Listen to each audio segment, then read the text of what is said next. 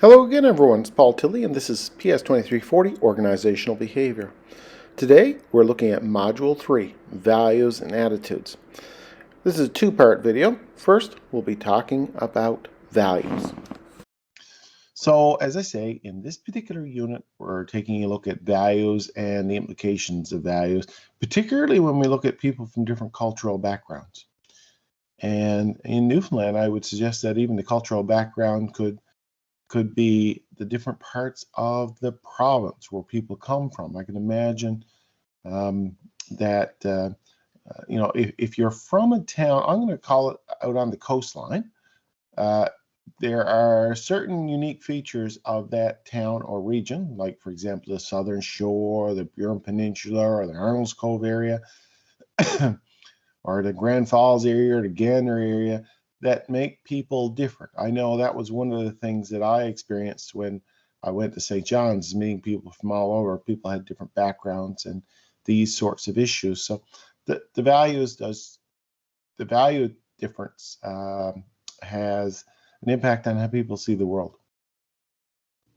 The second part of the chapter really looks at attitudes and how attitudes in combination with values affect job satisfaction and the consequences of that job satisfaction organization. So we're looking at the theory to start with regards to values and attitudes, and then the application of the theory to the work environment. So that's really what the key things that we're doing.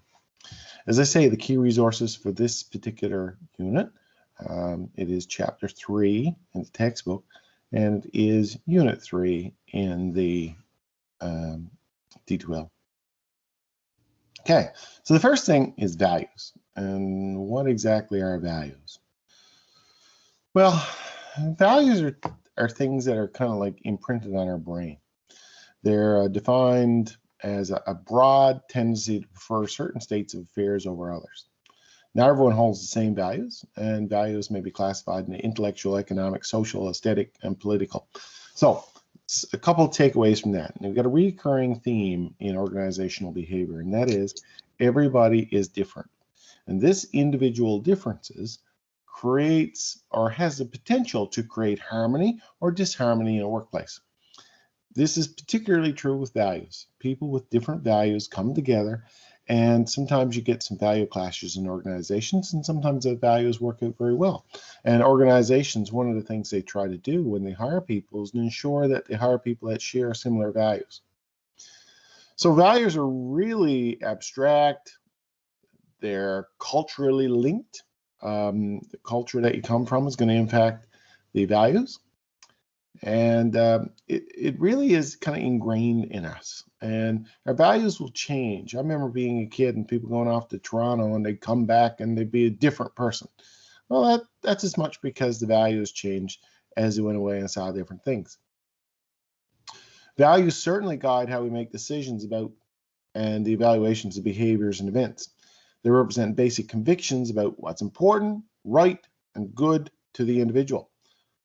Although they do not have a direct impact on behavior, values strongly influence a person's attitudes. So the values are going to drive the attitudes. So this is how the two are related.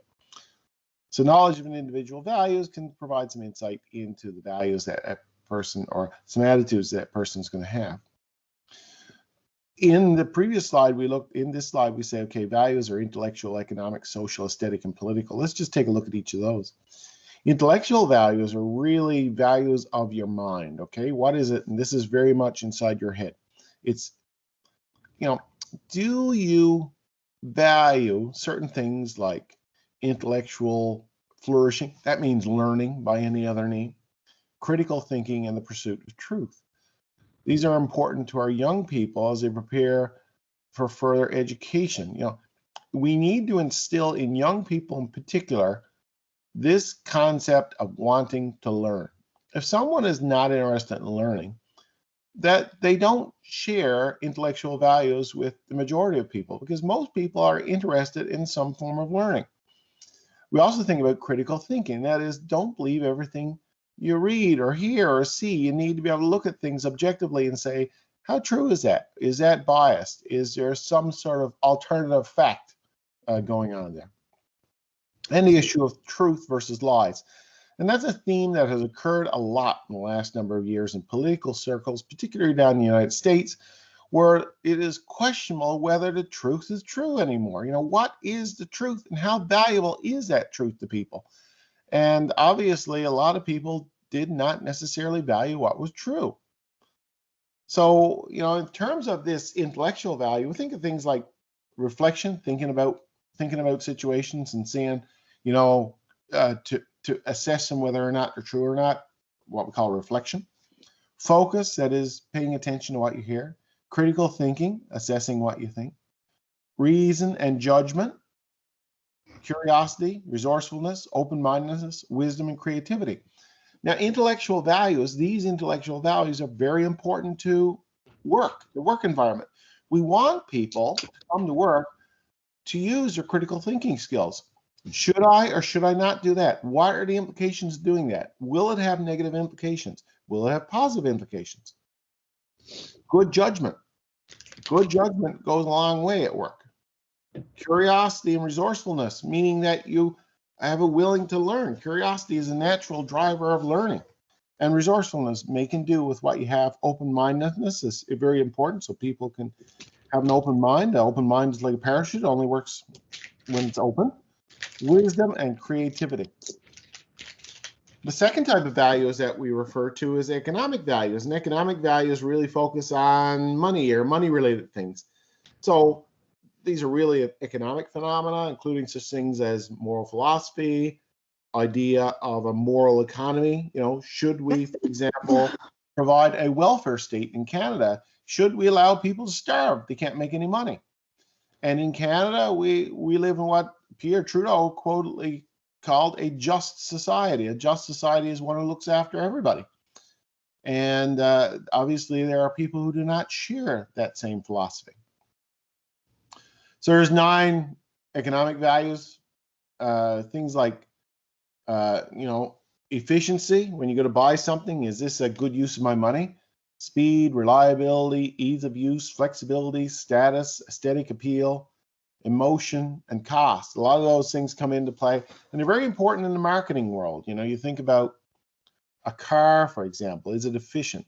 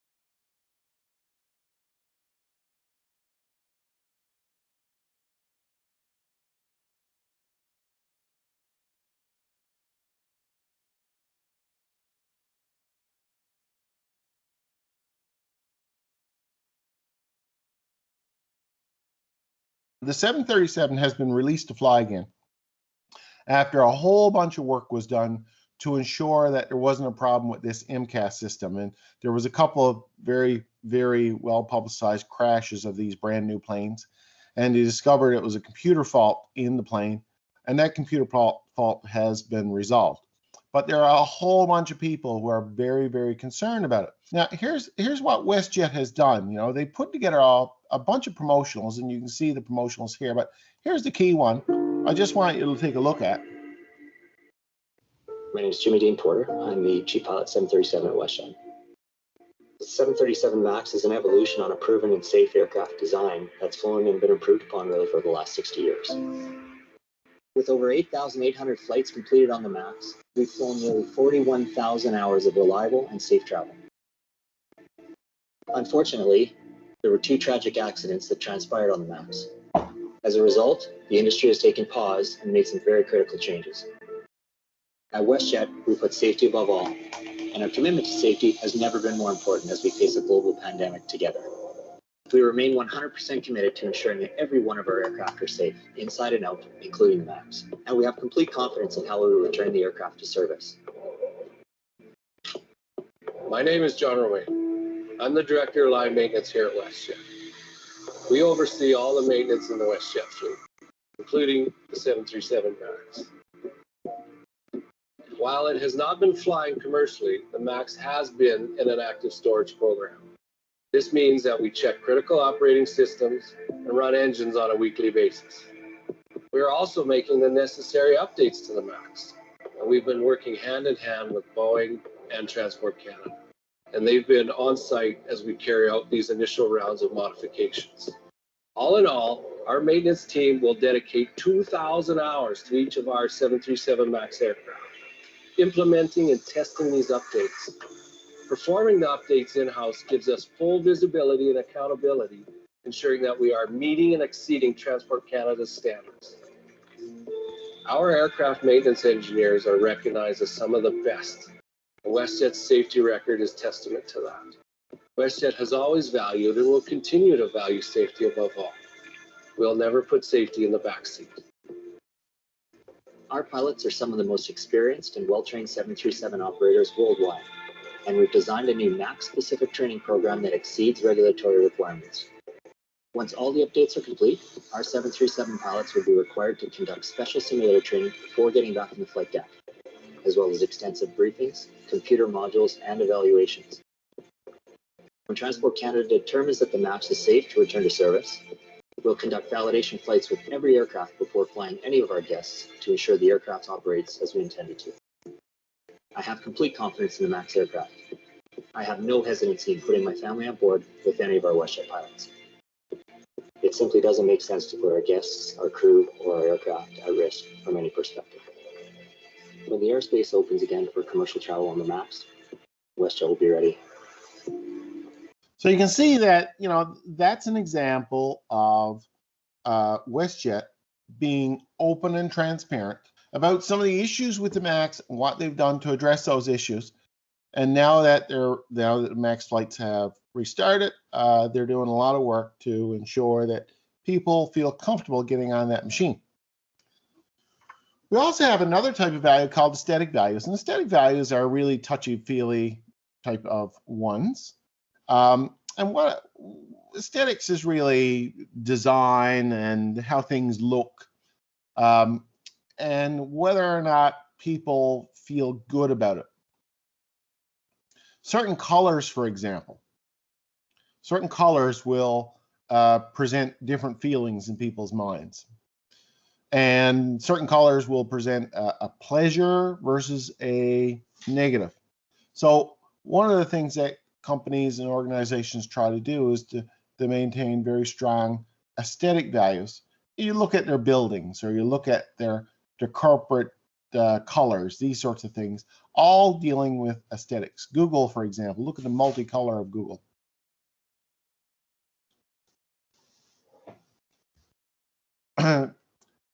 There's a lot of differences that come about because of different occupational groups. So members of different occupational groups, for example, would have different values.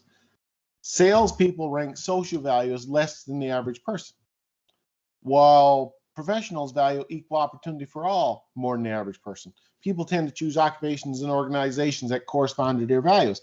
So another situation where we're looking at, as we talked about personality and how it has an impact on the type of organization you want to work for, the same holds true with values.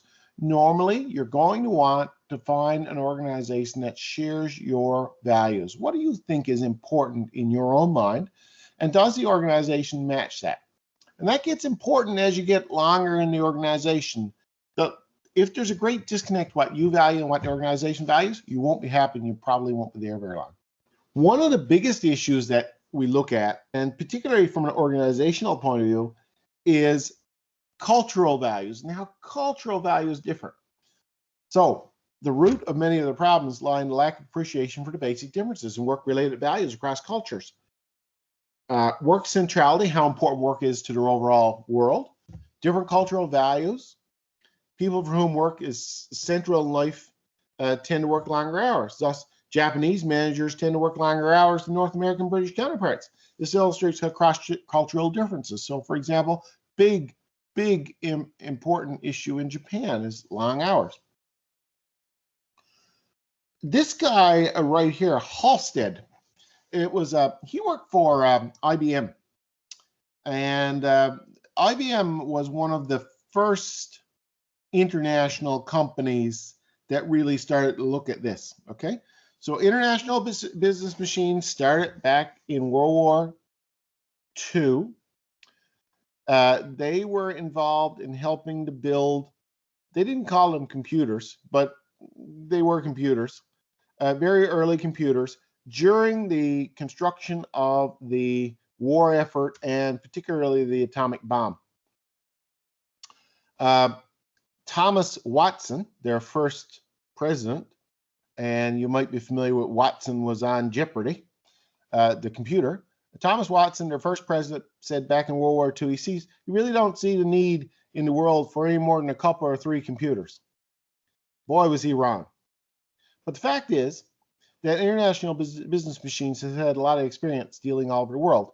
So this guy, Gert Hofstede, went and said, IBM, can I work with you to ask all of your employees around the world what they think of the various cultures that they live in, what their cultural values are, effectively to assess it. So he went out and he looked at 116,000 employees in 40 countries and asked them about their work-related values. And that study has been really one of the underpinnings, fundamentals, foundational studies in terms of how people differ from one part of the world to another. In order to simplify the results or to compress the results into something useful, Hofstede looked at people and said, okay, we're going to look at 4 basic dimensions of work-related values that seem to emerge from the study: power distance, uncertainty avoidance, masculinity, femininity, and individualism versus collectivism. And this study that was done, 40 years ago is still very much important, or very much one of the key things that is looked at with regards to how do we assess cultural differences in terms of values. As I said, he broke it into 4 categories. And the first category was something called power distance. And what power distance really refers to is how much power an individual perceives he or she has relative to their superior or their subordinate, someone who's their boss or someone who's below them. So power distance is the extent to which an unequal distribution of power is accepted in society. In small power distance cultures, inequity is minimized. Superiors are accessible, power differences are downplayed. In large distance societies, inequality is accepted as nature. Superiors are inaccessible and power differences are highlighted. So in certain parts of the world, what Hofstede found is that people think the gap between them and their boss is huge. They really think that the powerful people are elite and not to be communicated with, totally different than them. In other parts of the world, people don't see that distance as that great. They put their pants on one leg at a time like anybody else. That kind of philosophy, right? So what he did in this study is he measured this concept of how much of a gap do you think it is from the worker to the boss, or even the bigger boss. And if there's a great gap between, a great perceived gap, then that is called a high power distance relationship. And certain cultures have high power different relationships. Other cultures, no such thing. About equal. Everybody's treated basically the same. Another issue that he looked at was, okay, there's this idea of uncertainty in business. Uncertainty comes with business. We cannot predict the future. And some people relish that fact, and other people hate that fact. Some cultures are full of the first group of people, and some cultures tend to be full of the second group of people. So uncertainty avoidance is the extent to which people are uncomfortable with uncertainty and ambiguous situations. Strong uncertainty avoidance cultures stress rules and regulations, hard work, conformity, and security. China, for example. Cultures with weak uncertainty avoidance are less concerned for rules, conformity, and security, and hard work is not necessarily seen as a virtue. However, risk-taking is valued. So will you be entrepreneurial versus will you toe the line? And again, looking at different cultures would reflect differences with regards to that. The third one, I think, is one that resonates a lot amongst us. Masculinity and femininity. The more masculine cultures clearly differentiate gender roles. The women are home in the kitchen approach versus women can do anything approach, okay?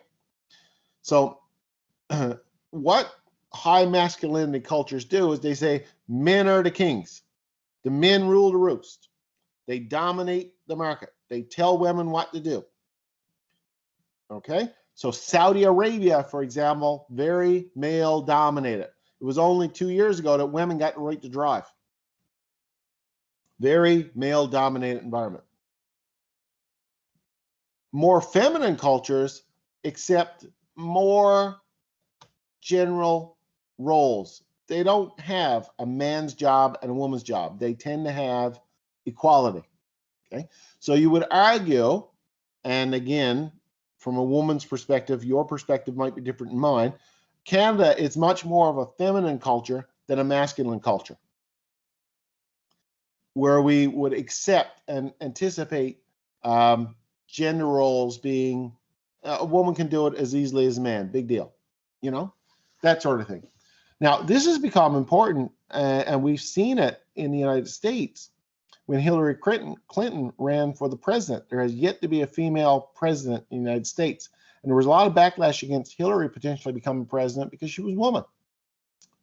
We have had a woman prime minister, Kim Campbell. But, you know, it's still, you can see that you don't see too many women prime ministers. Okay. Finally, we got this individualistic versus group type culture. So individualistic culture stress independence. Me versus we. Okay? So the United States is a very individualistic culture. The focus is on the person and the rights of the individual, not the rights of the group. Hence, the anti-masker group in the United States is very strong, largely because of the cultural influence. We also have, I should say, another one that he looked at was long-term versus short-term orientation. Is there a focus on the long-term or a focus on the short-term? I made a mistake there. That should be knocked down. So have we got some sort of a long-term focus versus a short-term focus? Now, the argument in North America is that we're very short-term focused. Our annual returns, our annual sales, our annual report, very focused on the short term. Now, other countries tend to be long-term. That's why I don't put a lot of credence in our world when we say that by 2030, General Motors will. By 2035, the world will. Our culture is not set up for that. We don't have long-term focus like that. And changing that is going to be very hard. Okay. What are the implications of this cultural variation? Well, there are a lot. An important message from cross-cultural study, this Hofstede study, is that organizational behavior theories, research, and practice from North America might not translate well in other societies. Oh, it certainly does not. So it's fine to talk about organizational behavior theory here in North America, but that may not work in other countries. We have to go and we have to, when in Rome, be like the Romans. Understanding cultural values differences can enable organizations to successfully import management practice by tailoring the practice to the home culture's concerns. In other words, when in Rome, act like the Romans. Change your culture, change your organization to fit the culture. An awareness of cross-cultural differences and values can help managers better appreciate global customers and develop global employees. Companies need to select, train, and develop employees who have a much better appreciation for differences in cultural values and implications than the differences for the behavior in organization. I have a little video here of a TED Talk which talks about this very same thing. It all started in the year 2000. I was 17 years old, and I walked with my backpack through unpaved alleys in the outskirts of Beijing. I saw men cycling with entire closets and fridges on the back. I saw little kids running around half naked, playing football, while their parents were trying to sell mushrooms and spinach sitting on the ground. I saw a butcher behind a stand, swatting flies that were trying to sit on his meat. Everybody was smiling, including this guy, literally sitting on his business.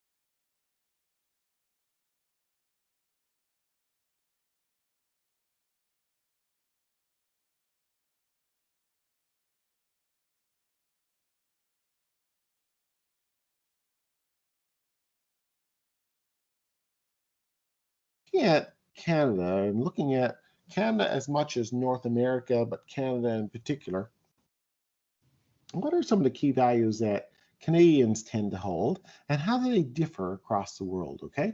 Are they the same in Canada, or are they different? Well, there's a whole bunch of factors, and what this table does, which comes out of is Linda Goldstein, but it's also replicated in various textbooks. In terms of common Canadian values, the first one deals with directness, honesty, and openness, and that is held very important in Canada. The idea of being honest, being open, being direct, telling people what you mean. People should be open and honest and say what they think, but they should be polite and speak in a way that is considerate of other people's feelings. Okay, that's very much a Canadian approach. Now, that's not necessarily the case in a lot of countries. You know, if we think about indirectness, increased directness, many Asian cultures, saving face is most important, and the video referred to that we looked at the TEDx just above here. People are taught to be diplomatic and put the feelings of others first. Honesty isn't necessarily the best policy to tell people what they want to hear. In Russia and some Eastern European countries, people are even more direct than in Canada. They see directness as a sign of honesty and respect, but Canadians could perceive it as rude. Okay, so we got to be thinking about where are we on the spectrum of directness and openness and honesty. We'll also look at equality. In Canada, all people are equal. It's guaranteed in the Constitution. In the workplace, status is observed in a less obvious way than in other cultures. So, yeah, of course we have bosses and people who work for people, but the fact of the matter is that everybody is important and that no one is lesser than anyone else. That's generally the perception in Canada. But in other countries, roles are defined in terms of one person being subordinate to the superior. Russia and China are classic of that. Very different. The bosses are very strong, whereas the workers are very weak. And that is a perception that is the nature of the beast in those countries. Self-direction. Employees are often given a task and expected to figure out themselves. You know, in Canada, that's very much the truth. You're supposed to go in with a level of knowledge and skills that you don't need a lot of hand-holding, right? You're going to find that when you go to work. Employers don't want to be holding your hand. They want to be able to, for you to use the skills that you have to do the job. They'll show you generally what they need done and the boundaries of which you can operate, but they're telling you how to do it. You know, they could do it themselves just as easily. However, in some countries, employees are told exactly what to do and how to do it. Cultures such as in East Asia and South Asia have a steep pyramid. The boss is chief and gives the directives to the people below, and the people below have to exactly follow that. With regards to change, now this is a big one in Canada. You know, change, new ideas are often well received. To some extent in Canada, that's true. Many organizations change constantly. That is certainly true. However, in other countries, tradition is seen as the way it is. In some Asian countries, people are taught to respect their ancestors and observe the rituals, customs, and beliefs from their past. Now, how do you square that? That's a challenge for a lot of companies. You know, when companies go abroad, they want people to do things differently, and it's very, very challenging. There is a great video. It's not part of this course, but there's a great video about McDonald's Canada when they went to the Soviet Union. This is 1990. So in 1990, McDonald's set up the very first McDonald's in Pushkin Square in Moscow. And it was headed by the head of McDonald's Canada, who was responsible for moving into Russia.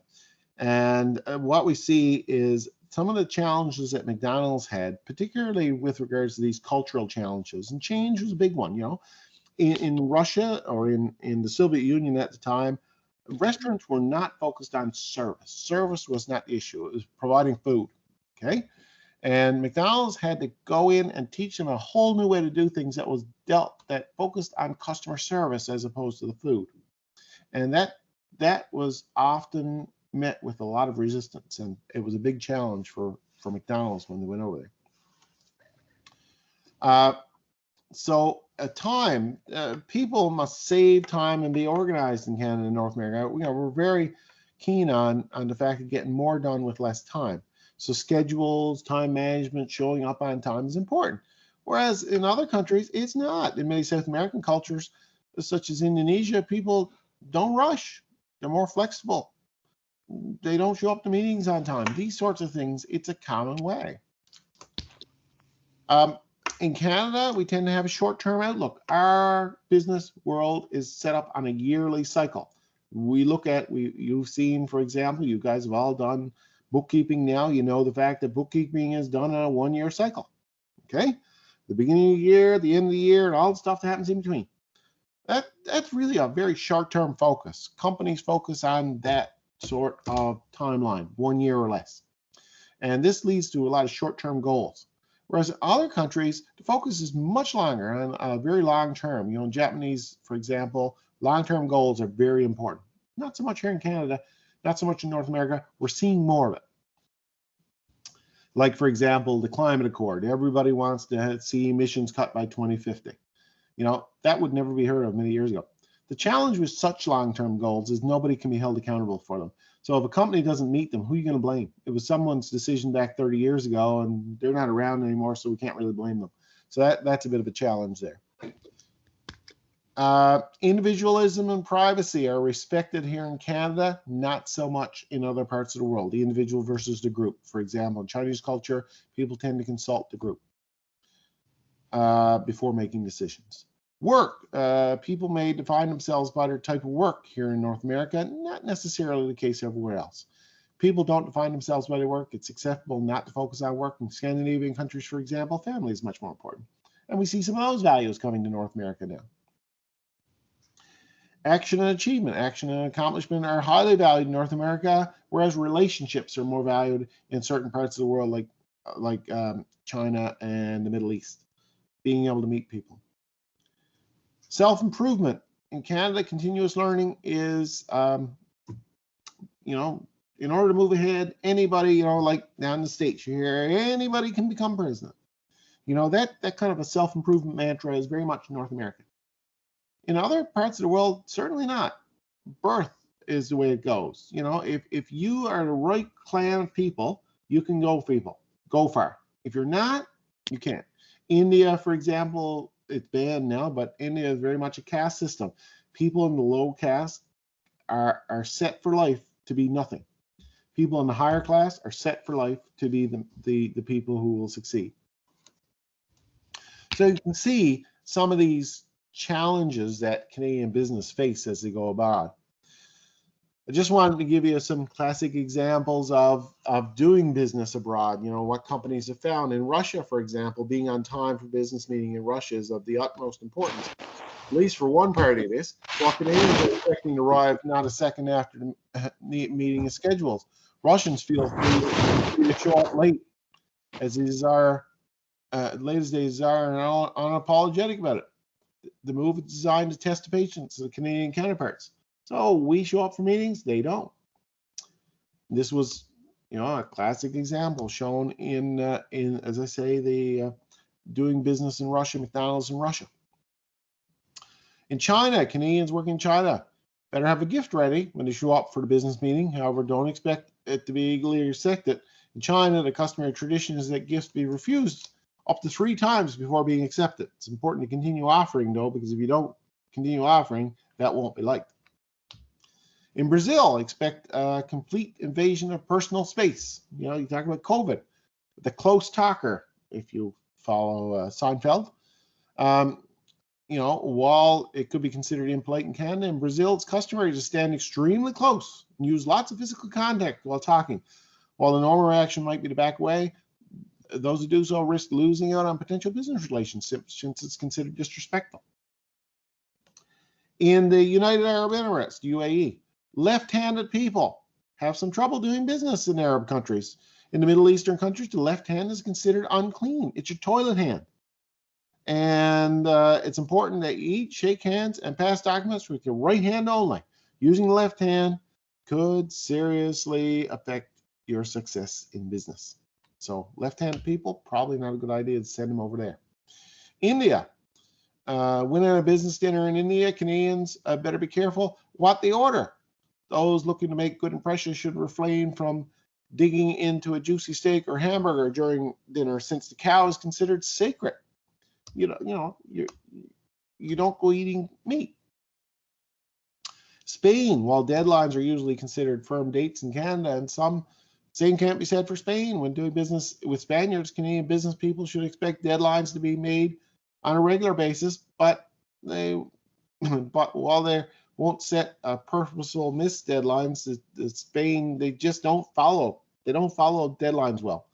Canadians shouldn't be insulted by this. Instead, they should schedule these potential delays into the timeline. So you can see different parts of the world can cause major aggravation for some business. Any questions on those? Okay, now is your turn.